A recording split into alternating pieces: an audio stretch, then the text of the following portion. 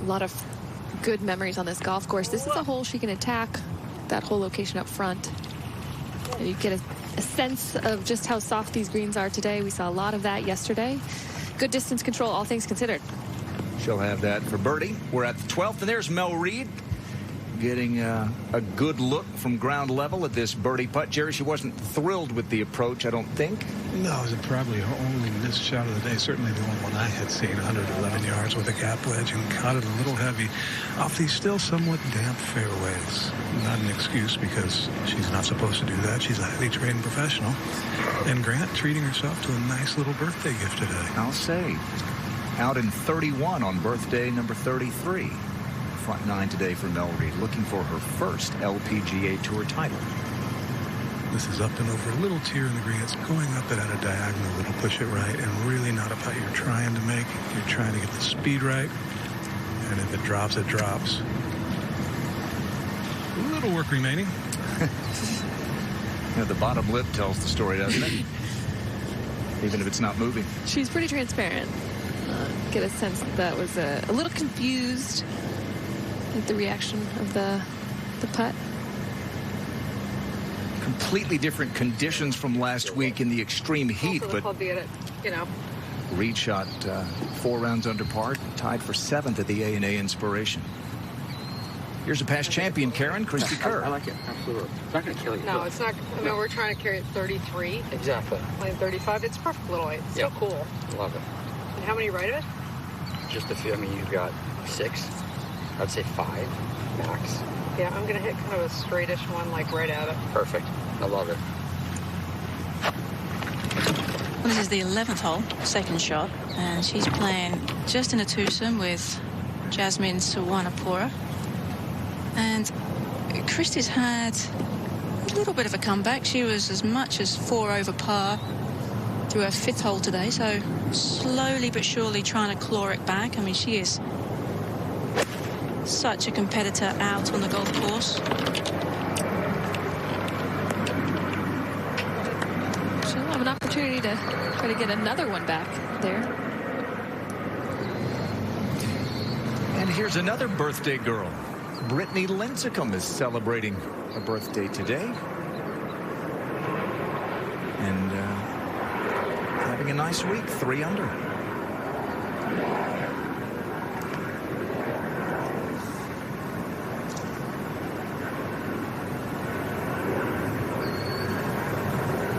Can we still call her Bam Bam at age 35? Is that okay? Yeah, absolutely. Of course. Absolutely, because she still crushes it. She hasn't aged out of her distance yet. That's a good point. Well, more work than she was expecting for par. Mel Reid at 12. Right at 4 feet, shouldn't do much at all, though. Bogey free thus far today. 2 bogeys in that round yesterday. That was still 5 under par, which is a good sign, Paige, when you're seeing a lot of red numbers on your card.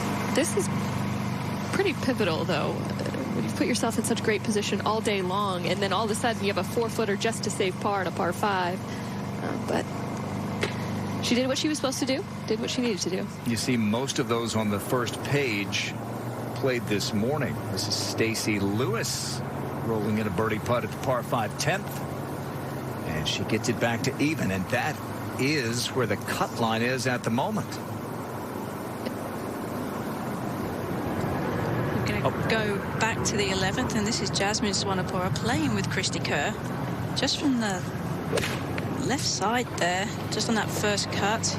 First cut might be an advantage a little bit, trying to get that ball back there. However, just a little short. We've seen a lot of spin control issues over the first day or so as these greens are so soft. Well, the second round is well underway.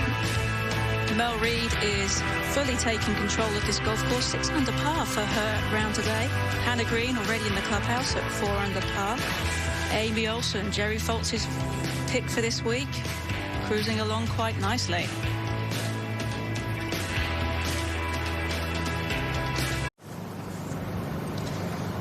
Back at the green at 11. This is Jasmine for her birdie. Should be a bit slow coming back up this hill. If you talk to Jasmine about one of the strengths of her game, it would definitely be the putter.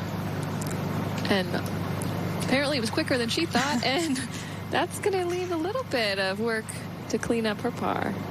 When she won the Dow Great Lakes Bay Invitational with Sydney Glanton, it was an impressive display on the greens, and Sydney put up an impressive display off the tee. They ham and eggs it very well. This is the 13th, par 3 on the back 9. That was for birdie, Alana Uriel.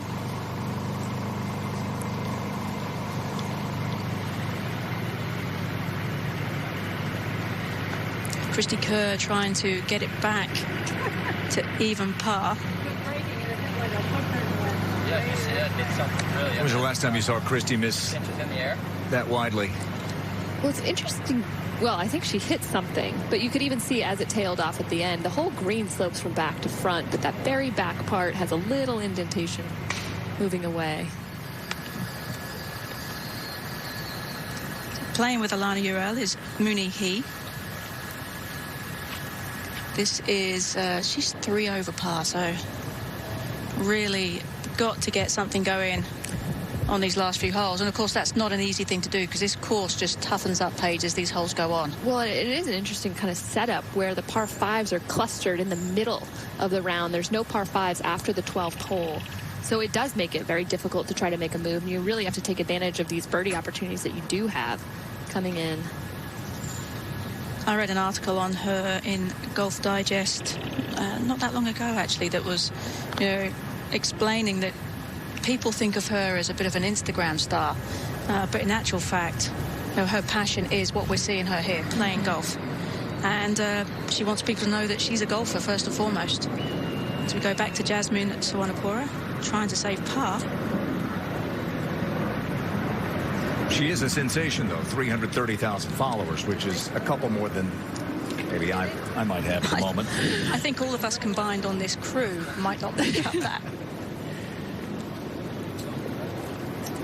Well, Tadapa goes by Jasmine. Mooney, he goes by Lily. And Kristen Gilman goes by Kristen and Gail Graham. Gail? She does go by Kristen. She's 113 yards to the hole. This pin 26 back on the plateau, left side of the green today. It's just pitching wedge. This is a very inaccessible pin with just a wedge in hand. You can see there's that slope. It's going to take off to the player's left side of the green, and there's a slope to the right of the flag that could take it off. So even though it's a par 5, you have wedge in hand, it seems like a scoring opportunity. It requires an enormous amount of precision on this hole. It sure does, Paige, and it's like a tabletop, and it drops off on both sides. Line with the flag. I feel like it's Just just kind of crossed now, yes.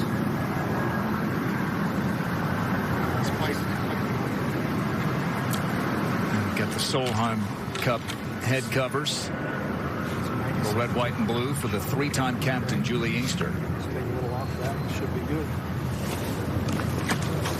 And Grant, Julie is still competitive out here because of the shots that she hits from inside 100 yards. Amazing short game, great control with her wedges. And she's still competitive because she's so competitive. Yeah, that's true. Isn't that, I mean, isn't she? I mean, You have to have that desire. It's bottom line. You don't survive out here if you don't have that kind of desire. Don't play her in cards or jacks or anything like that. Just from 97, a little sawed-off sand wedge. yes. Beautiful distance There's control. that dead arm shot we talked about yesterday. She said she was extra motivated this week after losing to Jerry in the charity skins match at 17 at Mission Hills last Wednesday night. So the great athletes find inspiration wherever they can. And Jerry, as he so often does, brings out the best in everyone. That's not often said. Up and down for Jerry at 17 to help the Olsen-Kirk Soul Sisters get a big victory. All right, here's Atha Munoz. And this 82 to the hole. Not much room behind this or to the left, as Paige said. It'll drop right off on both sides. Aggressive. A little too aggressive. But that's the challenge, right? Well, and that's why back pins have been so difficult. We saw that on the 10th hole yesterday, which was another par 5 with a tucked hole location. Because the greens are so soft, you want to be able to fly it all the way back or beyond the hole and bring it back. But it's that dead-handed shot that we saw from Julie is really the key, is taking not all of the spin off, but enough of the spin off where it'll stop right where it lands. Mel Reid is now on the 13th tee. Going with 7-iron, little slight breeze in. Take a pretty good one. She gave it the full treatment, caught it nicely, just drifted a little right of the hole. Good play. Perfect. As she said, a little bit of adjustment. Work her way around a golf course, even if the skills aren't what they were in Julie's heyday? How can you not? I mean, what a great learning experience. And just to even watch Julie, how she goes about her business, not just the shot making, but how she goes about the in-between shots. Kristen's held her own quite nicely. She started out with a double on the first hole and has just chipped away back at that. This looks good. Wow. Ooh, really Very good. Just how she drew it up with wedge in hand. Absolutely. My plan, too. Gilman won 2 U.S. amateurs. Inkster, back when she was Julie Simpson, won 3 straight. Another look here. One of the other things I think a young player, just starting professional career, can learn watching a Julie is just how relaxed week in, week out. It's not life or death each week. And that's something that, as a young professional, it feels like there's a lot of pressure each week. And you can watch a veteran like Julie and realize if you want a long career ahead of you, just got to stay patient. And that's Stacey Lewis's 3rd shot on this 11th hole. I mean, it was obviously quite a quick chip coming back down the hill, and she was trying to be very delicate with it. Stacey Lewis won a playoff in Scotland over 3 players, including this woman, the Spaniard, Ata Munoz. And she did have quite a difficult chip. I was surprised she was actually able to get enough spin on it for it to stay this short of the hole. This is a little bit downhill. Good putt. That was a good save for par. She really fought hard to stay in there in that final round in Scotland when clearly she didn't have her best stuff. No, early in the round you could see it slipping away, but it was amazing to watch that last 6, 7, 8, 9 holes where she really played incredible golf, fighting for that championship. Here is Julie, the 1999 winner here in Portland.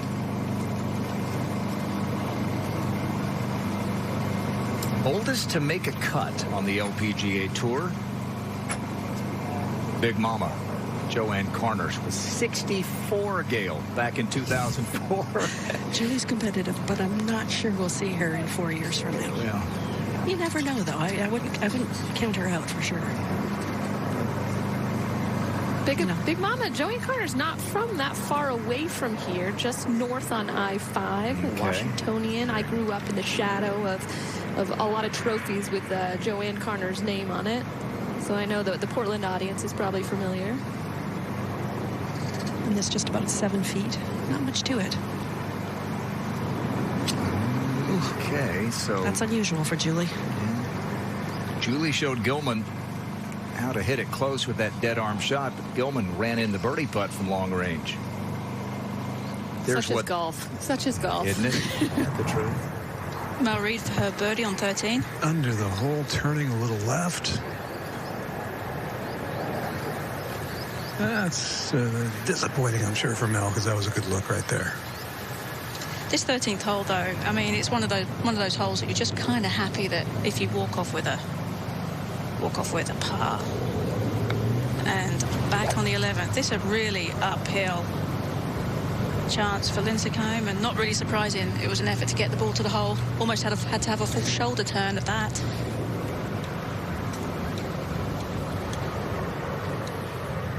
At the 14th hole, this is Kendall Dye, and Kendall could use some birdies coming in. Cut line at even par at the moment. That'll help if she knocks it in.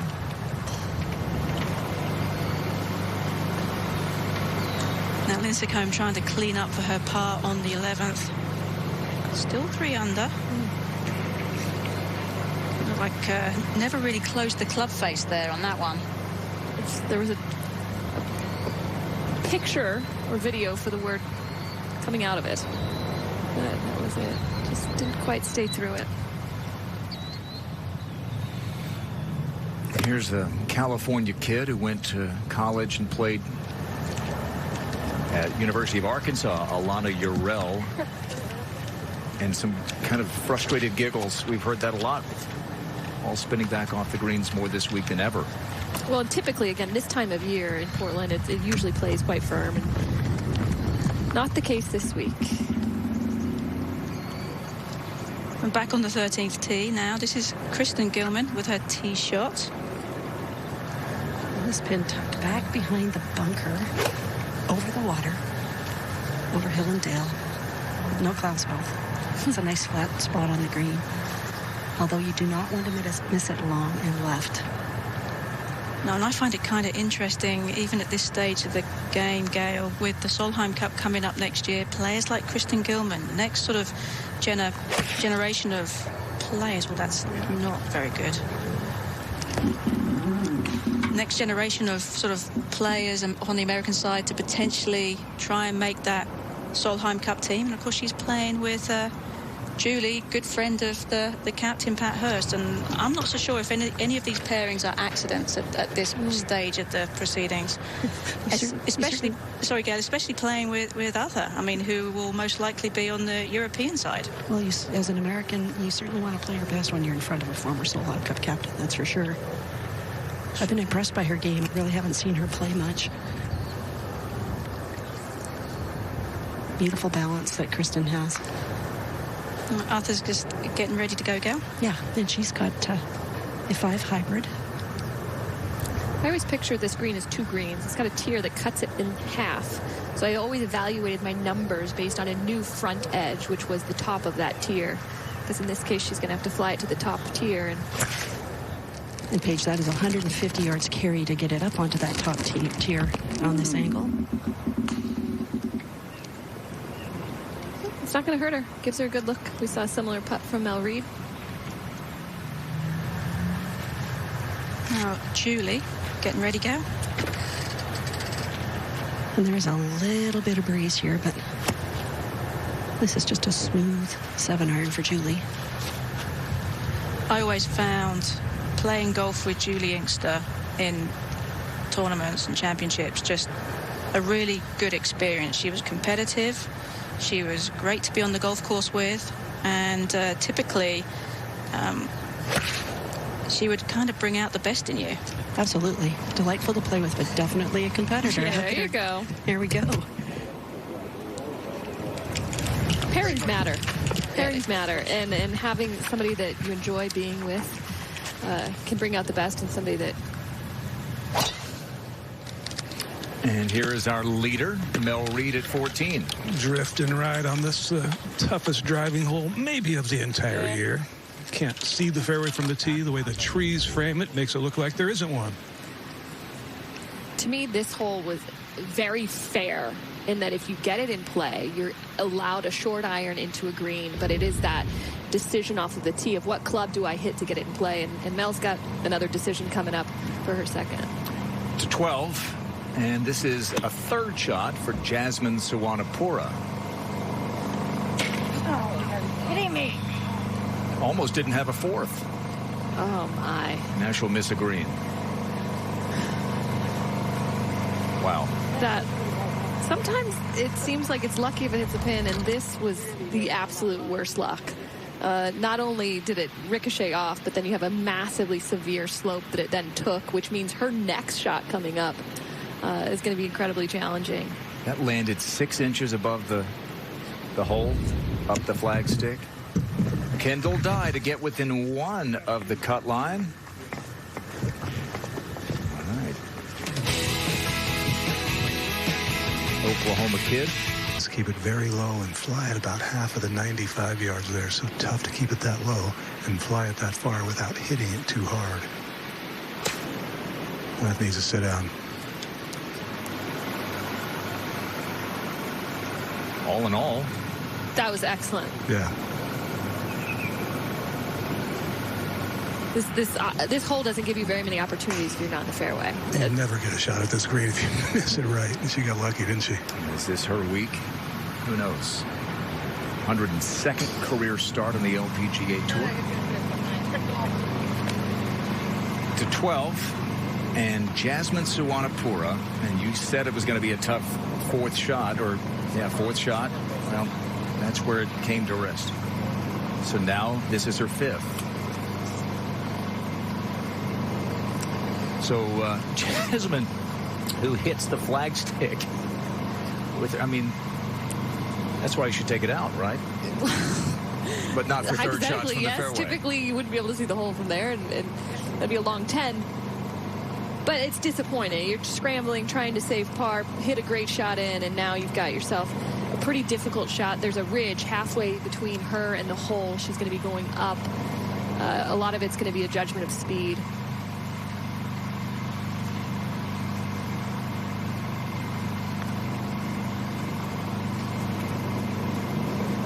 So nearly a 3. She'll have that, and she reaches for some change for a 6. 13. This is Arthur for her birdie. A little bit downhill. Should go a little left.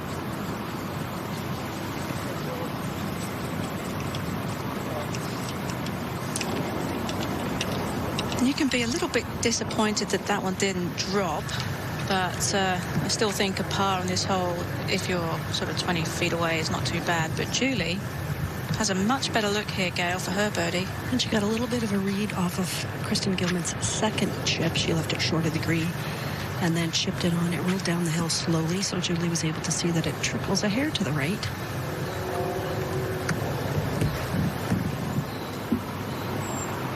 And that's a huge lesson, you know, for people watching, that if you pay attention to what the people that you're playing with ball, you can get a good idea on some of the reads on these putts.